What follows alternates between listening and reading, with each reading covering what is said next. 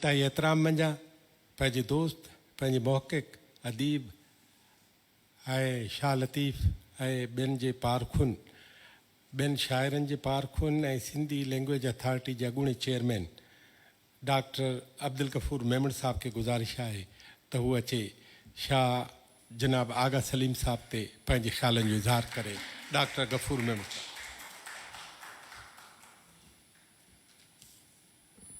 बिस्मिल्लाहिर्रहमानिर्रहीम। शाह लतीफ़ जे हिन बैत खां शुरूआत कंदासीं त कड़े ऐं कड़े पर में पेर पुनूअ जो सिक ॿधाई संदरो जान बलाए झड़े लकन सिर लतीफ़ चवे मुंद झेड़े ऐं झड़े पणी तां न पड़े जे उम्र सभु ईअं करे। इंतहाई मोज़िज़ महिमान दोस्त भेनरूं ॿाहिरि आगा सलीम तमामु गणरुखी शख़्सियत हो, हवागीर शख़्सियत हो, लीजेंड माण्हू हो, तमामु वॾो माण्हू हो। जेका ॻाल्हि ते थी त क्वालिटी ॾियण वारो माण्हू हो, क्वांटिटी न। घणा किताब लिखी करे माण्हू अदीब न थी सघंदा आहिनि। साईं तमामु थोरो लिखियो पर ख़ज़ानो ॾेई वियो सिंध खे, सिंधी माण्हुनि खे, सिंधी अदब खे। जॾहिं पाण शाह लतीफ़ ते किताब लिखिया हुई त लात जा लतीफ़ जी त हिकिड़ी कापी असां वटि यूनिवर्सिटी में अक्सर करे असां मंथली लेक्चर जेको कराईंदा हुआसीं उन में प्रोग्राम हिकिड़ो कंदा हुआसीं त आगा सलीम उते कापी असांखे हिकिड़ी ॾिनी हुई ऐं उनखां पोइ कुझु ॾींहंनि खां पोइ मूंखे मिलियो त मूंखे चयईं त मन उन किताब ते कुझु लिखियो तो? त मूं चयो साईं माफ़ु कजो भेण माफ़ु कजो, थोरो डिस्टर्ब पिया थियूं असां, पोइ ॻाल्हाईंदासीं, पर थोरो ॿुधो। त मन कुझु लिखियो अथई? मूं चयो साईं तव्हां लिखण लाइ चयो हो छा? मूं सम्झो रुॻो तव्हां पढ़ण लाइ ॾिनो आहे। चई मन ठीकु आहे तूं हुनखे रखी छॾ ऐं हिकिड़ो ॾींहुं ईंदो जो तव्हां हिन ते PhD कराईंदा। ऐं ख़ुदा जी कुदरत ॾिसो त सिंधी डिपार्टमेंट में आगा सलीम ते PhD मूं ई कराई। इहो मूंखे ई शर्फ़ हासिल हो। असांजो हिकिड़ो शागिर्द अख्तर गुनियो आहे जंहिं आगा सलीम जी शख़्सियत, हुनजो फ़न, हुनजी तख़लीक़ ते तमामु शानदार PhD कई ऐं 2022 में हुनखे डिग्री मिली। उहा PhD जी थीसिस पई आहे। जेकॾहिं को इदारो छपाइणु चाहे त उनजे लाइ मोस्ट वेलकम उहो छपाए, छो त हीअ तमामु वॾी शइ आहे। उहो तमामु वॾी रिसर्च हुन ते थियल आहे, हर पासे खां थियल आहे। मूं चयो त आगा साहब जा त हाणे तमामु घणा पासा हुआ, पर बुनियादी तौर सां हीउ जेको दौर हो 1930 खां वठी 1960 वारे ॾहाके जो, इहे जेके 2-3 ॾहाका हुआ, इन में जेका जनरेशन पैदा थी हुई उनखे ट्रेडिशनल ऐं साइलेंट जनरेशन चवंदा आहिनि। उहा इन करे चवंदा आहिनि त हिन जनरेशन हिकिड़ी नज़रियाती सदीअ जो विच ॾिठो, मज़लूमनि जे इनकलाबनि जो दौरु ॾिठो, फितरत ॾिठी ऐं सिंध जी ओरिजिनलिटी ॾिठी, सिंध जी सरज़मीन जी फितरत जे वेझो रहिया ऐं दुनिया खे बदिलजंदे ॾिठो, साइंसी इजादुनि खे ईंदे ॾिठो। त आगा सलीम बि उन दौर जो हो जंहिं मिटी ॾिठी, ॿाराड़ियूं ॾिठियूं, चांडोकी रातियूं ॾिठियूं, तारा कतियूं ॾिठियूं, निखट ॾिठा, पखी ॾिठा, खुलो आसमान ॾिठो, तारनि भरियूं रातियूं ॾिठियूं, घटियुनि में रांदियूं कयूं, डोरा नदियूं नाला ॾिठा ऐं सिंध जी ओरिजिनलिटी फितरत में उहो आगा सलीम रहियो। त उन में सिंध जी मिटी, सिंध जी नफ़्सियात, सिंध जो फ़लसफ़ो, सिंध जो फ़िक्र, सिंध जो नज़रियो, सिंध आगा सलीम में रची बसी वई। ऐं नतीजे तौर सां जॾहिं आगा साहब लिखणु शुरू कयो त हुन वरी उन ई सिंध खे, उन सिंध जो मुख़्तलिफ़ रूपनि खे उन इज़हार कयो। जेको आगा साहब लिखण जी शुरूआत त कहाणियुनि सां कई हुई। मां सम्झंदुसि त आगा सलीम जी कहाणियुनि में मूंखे हैरत थींदी आहे त उन वक़्तु आगा सलीम हिकिड़ी वॾी साइकोलॉजी जी स्टडी रखी हुई। यानी ॿियनि फ़लसफ़नि खे त पंहिंजी बाद में ॻाल्हि आहे, पर आगा साहब साइकोलॉजिकल तौर सां वॾो ॼाणू हो। ऐं मूंखे उन वक़्तु वाक़ई अहसासु थियो जॾहिं जागो में मुसलसल सीरीज़ में हुन अज़ियत पसंदी ते जेके पंहिंजा कालम लिखिया, पर एडिटोरियल हूंदा हुआ, पर हुन उहे उन वक़्त में साइकोलॉजी ते एडिटोरियल लिखिया। इहो पहिरियों दफ़ो थियो हूंदो त अख़बार में सियासत जे बजाए उन ॿियनि इल्मनि ते एडिटोरियल लिखजनि। त आगा सलीम साहब अज़ियत पसंदी जे चैप्टर ते हिकिड़ी सीरीज़ में बाक़ाइदा एडिटोरियल लिखिया हुआ। ऐं पोइ मूं हुन जी कहाणी जॾहिं पढ़ी त उन कहाणीअ में हुन वाक़ई जेका थ्योरी हिकिड़ी एडलर जी थ्योरी हुई त word moves around the power, ऐं हुन उन ते जेका असां हिकिड़ी कहाणी लिखी हुई जंहिंमें हू ॾेखारे थो त हुनजो, तव्हांखे आउं थोरो डायलॉग हुनजो ॿुधाईंदुसि।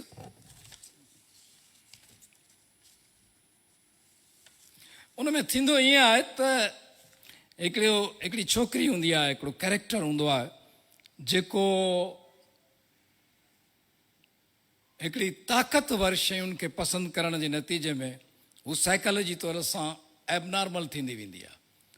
ऐं पोइ हिकिड़ो कुतो रूमड़ करे उनखे चक हणंदो आहे जंग ते, ऐं पोइ हू हुन कुते खे प्यारु कंदी आहे ऐं उहो सदाईं पोइ हुन कुतो हुन सां गॾु हूंदो आहे। उहो चवंदी आहे त मूंखे ताक़त पसंदि आहे, प्यारु मोहबत। उहो चवंदी आहे त उहा ख़ुदि फ़रेबी आहे। इहो उहो सिक्को आहे जेको खोटो आहे, पर उनखे असां चमकाए झरकाए माण्हुनि खे फ़रेब ॾींदा आहियूं, पर एक्चुअल जेको आहे सो असां अंदरि में अकेला आहियूं। ऐं पोइ उहा एबनॉर्मलिटी जी जेका उहा कैरेक्टर ॾेखारींदा आहिनि, जेको आख़िर में ख़ुदकशी छोकिरी उहा कंदी आहे। उहा चवंदी आहे त मौत खां वधीक ॿियो केरु ताक़तवर आहे, तंहिंजे करे मां उन में वञी पनाह थी वठां। हीउ डेथ कॉन्शियस जो हिकिड़ो अहिड़ो चैप्टर आहे जंहिंमें ॿ शयूं साइकोलॉजी जूं डिस्कस थींदियूं आहिनि। त हिकिड़ो माण्हू में वाइटल फोर्स हूंदो आहे, हिकिड़ो माण्हू जे अंदरि जेका ठाना टोन जेके चवंदा आहिनि डेथ कॉन्शियस हूंदो आहे। कहिड़े पासे हू छिकिजी थो वञे उहो साइकोलॉजी में बराबरि ऐं बैलेंस करणु ॾाढो ॾुखियो हूंदो आहे। मां सम्झां थो त ॿियो पहलू जेको संस राइटिंग में आहे उहो जमालियात आहे। जमाली तौर सां आगा सलीम साहब जेकॾहिं तव्हां ॾिसंदा त ऊंदाही धरती रोशन हथ हुजे, धरती रोशन आहे हुजे ऐं रोशनी जी तलाश हुजे, तव्हां इन्हनि में हिकिड़ी ख़ासि शइ ॾिसंदा। आगा साहब वटि जमालियात जो हिकिड़ो पंहिंजो तस्वुरु आहे।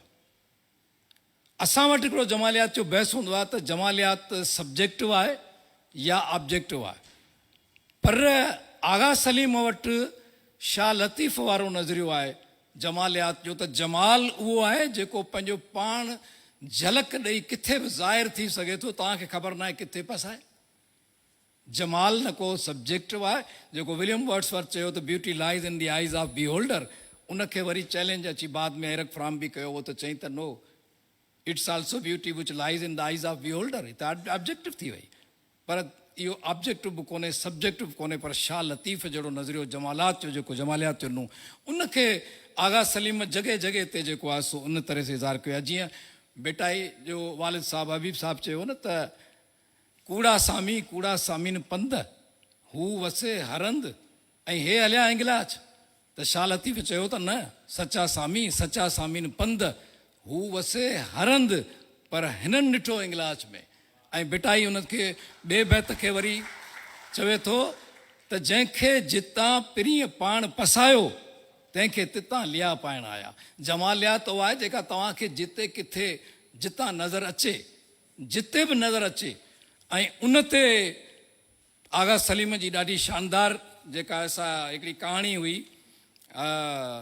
चंड जा तमन्नाई, जंहिंमें हुन इन जमालियात जा पेरा खया आहिनि ऐं हुन जमालियात में उहा हिकिड़ी प्रोफेसर सां शादी कंदी आहे, हिकिड़ी जवान छोकिरी, ऐं उनखे चयो वेंदो आहे त तूं एडिपस कॉम्प्लेक्स जी शिकार आहीं जो तो पंहिंजे पीउ जॾहिं सां शादी कई आहे।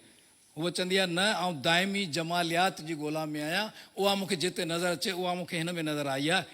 इहो वक़्ती, इहो जेको सो वक़्ती जेको आहे सो जिस्मानी छिक न, पर ही रूह जी रूह खे ॻोल्हा आहे। ऐं मूंखे जिते जमालियात नज़र आई, शाह खे त जितां नज़र आई त कारियूं कोजियूं कुवड़ियूं मूर न मोचारियूं वठी वेठियूं वाट ते खिखी जूं खारियूं, उन्हनि जूं आरियूं समेरी केरु सह। त हिते मूंखे जेको जमालियात जो दाइमी नज़रियो हिकिड़ो आगा सलीम वटि उहो, जंहिंजो इज़हार जेको आहे सो ॾाढो ख़ूबसूरत तरीक़े सां हुन कयो आहे।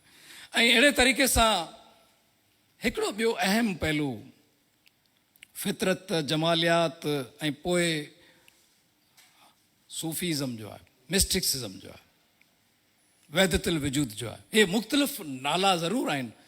मिस्टिक्सिज़म असां चऊं था, वहदतुल वजूद चऊं था, सूफ़ीज़म चऊं था, तसव्वुफ़ चऊं था, असां हुनखे वेदानियत चऊं था। आगा सलीम सिंध जी ही मिटीअ जो ख़मीर जो फ़लसफ़ो आहे, जेको सिंधी माण्हूअ जे मज़ाज में शामिलु थी वियो आहे सदीन खां वठी। छो त आगा सलीम जेके पेरा खया आहिनि उहे त मोहन जे दड़े खां खया आहिनि न। उहे पंहिंजे नंढनि नंढा हाणे ऊंदाही धरती रोशन हथ में, त उन पेरा मोहन जे दड़े खां वठी पाकिस्तान ठहिण खां पोइ ताईं जॾहिं 1 यूनिट लॻे थो तेसि ताईं जा उन पेरा खया आहिनि। त सिंध कहिड़े दौर मां कीअं गुज़री आहे। पर जेको हमाए उस्त में जेको मिस्टिसिज़म जहिड़े तरीक़े सां आगा सलीम पेश कयो आहे, कमाल जो कयो आहे।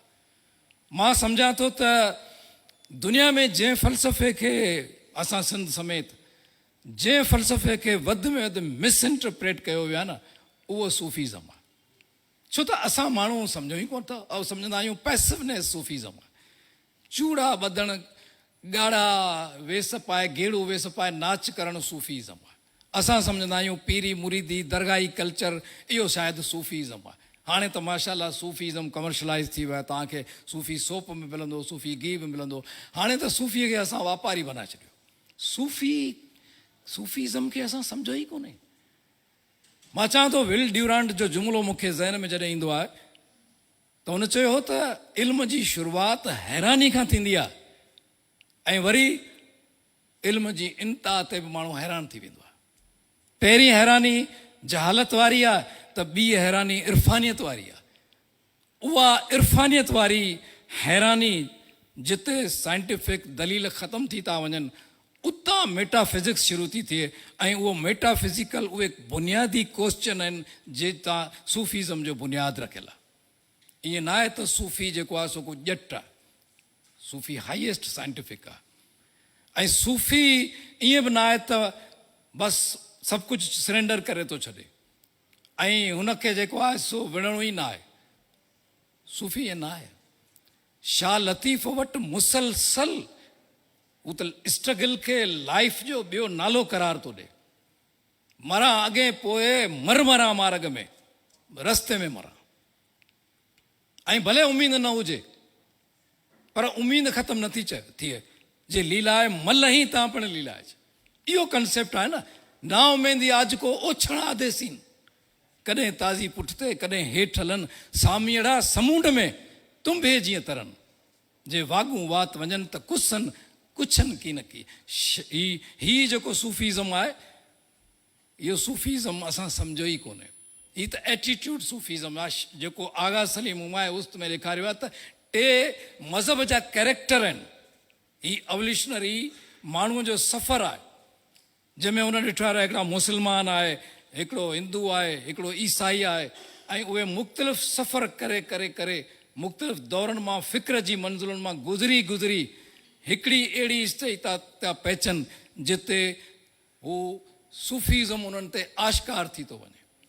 ऐं हो सूफ़ीज़म जे इन फ़िक्र खे जहिड़े तरीक़े सां हुमाए उस्त में जेको पेश कयो वियो आहे, कमाल जो पेश कयो वियो आहे। ऐं मां सम्झां थो त शायदि असां माण्हुनि, आगा सलीम छा बल्कि असां माण्हू बेहस आहियूं। असांखे ख़बर न आहे छो असां हज़ारूं लखूं अरबूं रुपया असांजी गवर्नमेंट केॾां जो केॾा पई ख़र्च कंदी आहे।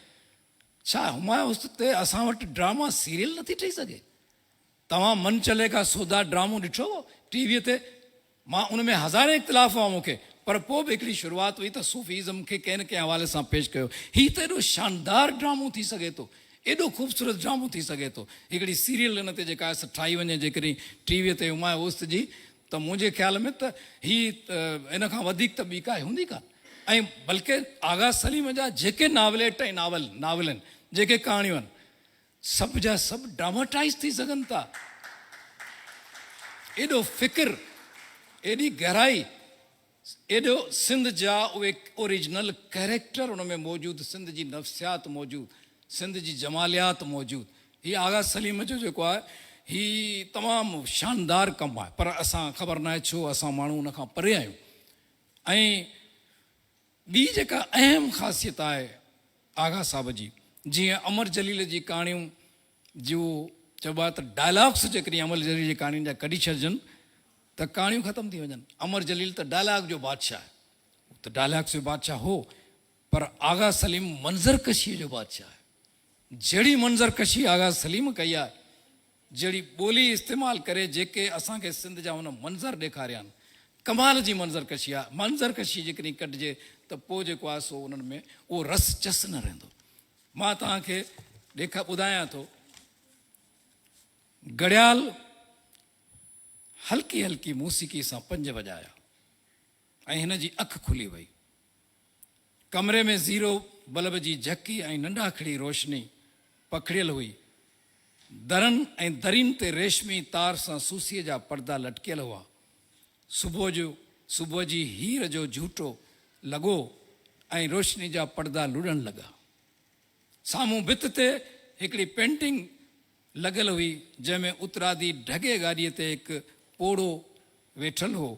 छिनल फाटल कपिड़ा, मेरी पग, डरा ॾेई वियल अखियूं, मुंहं में गुंजन जो ॼार, बेमंज़िल जो थक। हिन मोहन जे दड़े खां उहा ढगे गाॾी काई हुई ऐं अॼु सदीनि जे सफ़र खां पोइ बि हिन खे मंज़िल न मिली हुई ऐं मंज़िल जो को निशान बि न हो। ख़बर न आहे त उहा किथे मंज़िल आहे। हीअ सिंध जी तारीख़ जी हिकिड़ी सानवी मंज़रकशी आहे। ऐं उहो पोड़ो जेको मोहन जे दड़े जी ढगे गाॾी आहे, उहा ढगे गाॾी में उहो पोड़ो, उहो माण्हू उहे जेके असांजा ॻोठाणा माण्हू, जिन माण्हुनि जी जेका आहे सा ज़िंदगी कीअं गुज़रे पई, असां अॼु बि जेकॾहिं थोरो गौर कंदासीं त सिंध अॼु बि उन खां वधीक सूरनि में आहे। असां हू दौरु जेको ॾिठो उहो त वरी बि नज़रियाती दौरु हो, उहो त वरी बि इंसानियत जो दौरु हो, उहो त वरी बि रिलेशनशिप जो दौरु हो, उहो त मोहबतुनि जो दौरु बि हो, उन में मरकज़ियत बि हुई, उन में पंहिंजाइप बि हुई। पर जंहिं दौर में असां अॼु पेर रखियो आहे उन में त वेगाणप ई वेगाणप आहे, डिसेंट्रलाइज़ेशन आहे। उन दौर में न फितरत आहे, न मोहबत आहे, न रिश्ता बि टुटी विया आहिनि। हिन दौर में रुगो रड़ियूं आहिनि, शोर आहे। हिन दौर में नज़म ज़ब्त कोन्हे, मेच्योरिटी ख़तमु थी वई आहे, इमेच्योरिटी आहे। त केॾां विया उहे क़दुरु कोन्हे आई। ऐं अहिड़े दौर जे अंदरि जिते असांखे वधीक ज़रूरत आहे त असां पंहिंजे ईंदड़ नस्ल जी परवरिश करियूं ऐं असां पंहिंजे ईंदड़ नस्ल खे सेखारियूं त असां छा आहियूं, असांजी तारीख़ छा आहे, असांजी सिंध छा आहे, सिंध जी सरज़मीन में छा आहे, फ़िक्र छा आहे, क़दुरु असांजा कहिड़ा हुआ, असांजी नफ़्सियात छा आहे। इहो मेन असांजी ज़रूरत आहे त असां कीअं इन हर क़िस्म जे चैनल तां, हर तरीक़े सां असां आगा सलीम खे एक्सप्लोर करे असां ईंदड़ नस्ल में मुंतक़िल करियूं। असां ॿुधायूं त हीअ उहे माण्हू हुआ जिन असांखे क्वालिटी ॾिनी, जिन असांखे सिंध खे जीअर जाॻंदो बनाए ॾिनो। जीअं शेख हयात सिंध खे जीअरो जाॻंदो पंहिंजी शाइरी में पेश कयो हो, तीअं आगा सलीम पंहिंजे नसर में, पंहिंजी कहाणियुनि में, पंहिंजे नावलनि में जीअरो जाॻंदो बनाए सिंध असांखे ॾिनी। त हीअ अथव सिंध। महिरबानी तव्हांजी।